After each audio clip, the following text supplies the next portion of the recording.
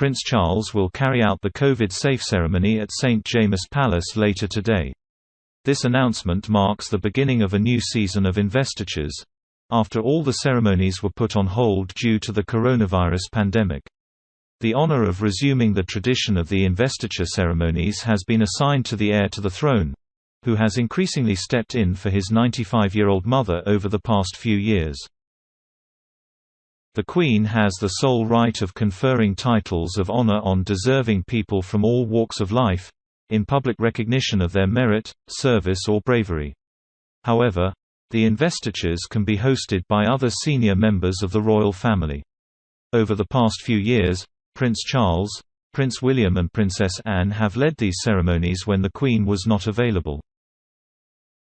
Normally, these ceremonies see several attendees being honored at either Buckingham Palace or St James' Palace.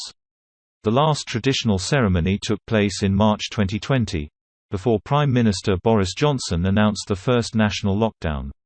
On March 3, 2020, as countries in continental Europe were putting in place lockdown measures, the Queen hosted an investiture at Buckingham Palace. On that day, the monarch wore a pair of white gloves as she handed out the honours, something she had not done in decades.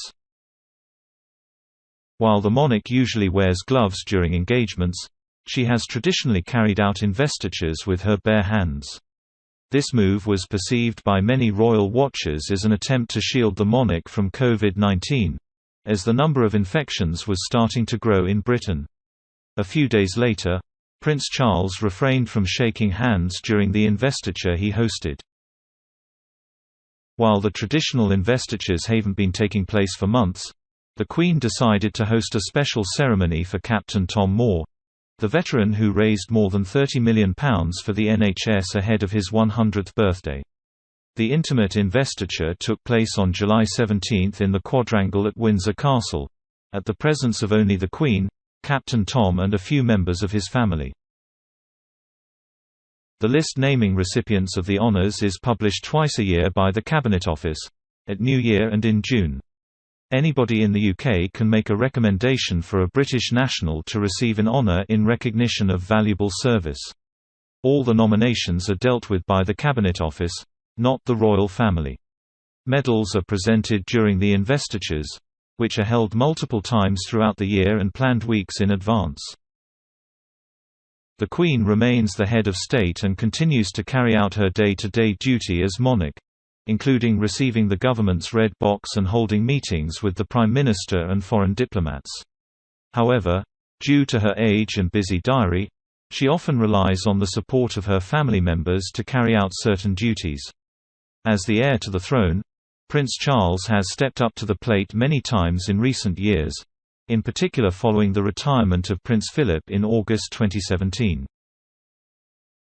Since that year, the Prince of Wales has been leading the country during the National Service of Remembrance, and has placed the Queen's wreath at the cenotaph on Her Majesty's behalf. He has also been accompanying the Queen at the state opening of Parliament. Moreover, while the Queen was self-isolating at Windsor Castle in 2020, Prince Charles met several foreign politicians. Among them, he hosted French President Emmanuel Macron, who travelled to the UK in June last year to mark the anniversary of Charles de Gaulle's historic speech El Apple. During his visit, Mr. Macron bestowed France's highest award, the Légion d'honneur, on London.